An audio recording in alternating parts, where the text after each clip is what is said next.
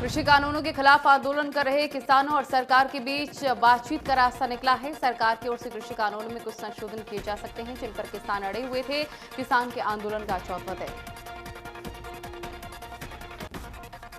Singhu border पर किसानों के आंदोलन का चौथा दिन है। केंद्रीय कृषि मंत्री नरेंद्र सिंह तोमर ने तीनों कृषि कानूनों में संशोधन का प्रस्ताव तैयार किया और साथ ही इस पर बिंदुवार तरीके से प्रस्ताव पर गृह मंत्री अमित शाह के हस्ताक्षर हुए, जिसके बाद प्रस्ताव किसानों को भेजा गया है। किसान नेताओं ने कहा कि अगर कानून में संशोधन होता है तो उसकी रूपरेखा बदल जाएगी। ये स्टेक होल्डर्स को गलत तरीके से प्रभावित भी कर सकता है। कानून को रद्द करने के अलावा कोई भी उपाय नहीं।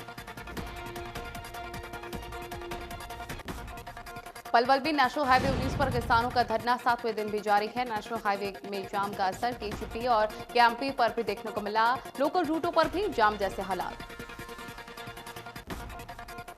कांग्रेस नेता राहुल गांधी ने सरकार पर फिर से निशाना साधा है। उन्होंने ट्वीट करके पीएम मोदी की अगुवाई में रिफॉर्म का मतलब चोरी होती है, इसलिए उन्हें लोकतंत्र से छुटकारा चाहिए। अभय चौटाला ने कहा कि किसानों के आंदोलन को कोई भी कुचल नहीं सकता। सरकार बार बार बातचीत के बहाने से आंदोलन को कमजोर करने की साजिश रच रही है। किसान आंदोलन को लेकर शरद पवार समेत 5 विपक्षी नेता राष्ट्रपति रामनाथ कोविंद से मुलाकात करेंगे। कोविड प्रोटोकॉल के चलते सिर्फ 5 नेताओं को मंजूरी मिली।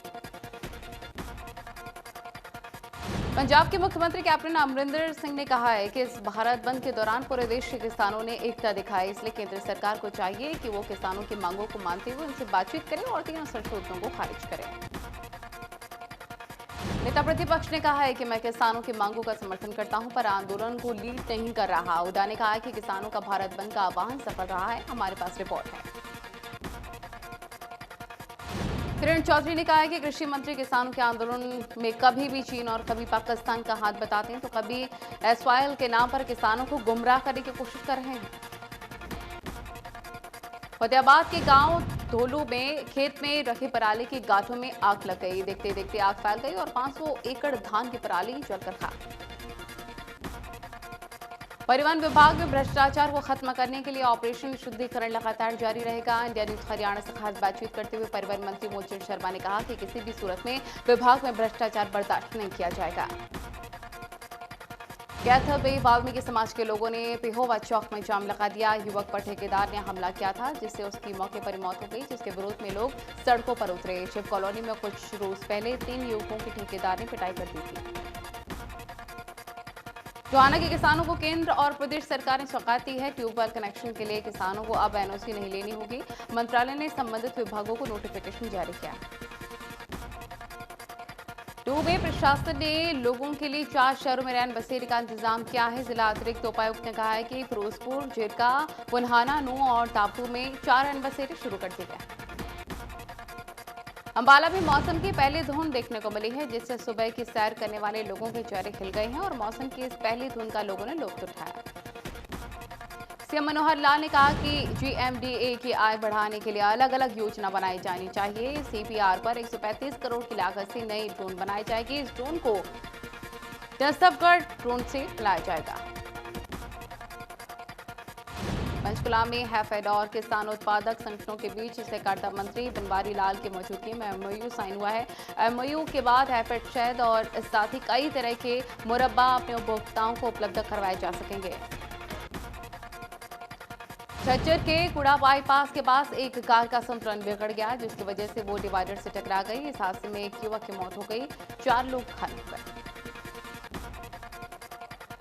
जम्मू कश्मीर के पुलवामा में टिकेन इलाके में सुरक्षा बलों के साथ आतंकवादियों की मुठभेड़ की खबर है। जानकारी के मुताबिक मुठभेड़ में 2 आतंकवादी ढेर हो गए हैं और एक स्थानीय शख्स घायल हो गया। डोकलाम विवाद के समय भारत से मिली कड़ी चुनौती के सबक लेते हुए चीनी सेना अपने आप को मजबूत करने में जुट गया है। नई जानकारी के मुताबिक चीनी सेना ने भारतीय सेना के खिलाफ अपनी तैयारी बेहतर करने के लिए कल मिलिट्री कैंप्स भी लगाए हैं।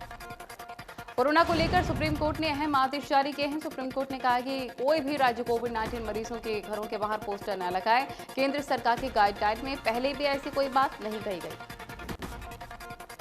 देश में 24 घंटे में 32,061 नए के 402 मरीजों की मौत हो गई। 97,35,000 से ज्यादा टोटल केसेस, 3,77,000 से ज्यादा केसेस एक्टिव हैं। प्रदेश में कोरोना के 1391 नए मामले आए सामने। 13 मरीजों ने तोड़ा दम और 1557 लोगों को इलाज के बाद घर भेज दिया गया। कुल आंकड़ा 2,40,000 के पार। पूरी दुनिया में कोरोना के आंकड़े 6 करोड़ 85 लाख के पार हैं। अब तक 15,63,000 से ज्यादा मरीजों ने जान गंवा दी है। पूरी दुनिया में अभी भी 1 करोड़ 95 लाख के पार कोरोना के एक्टिव केसेस।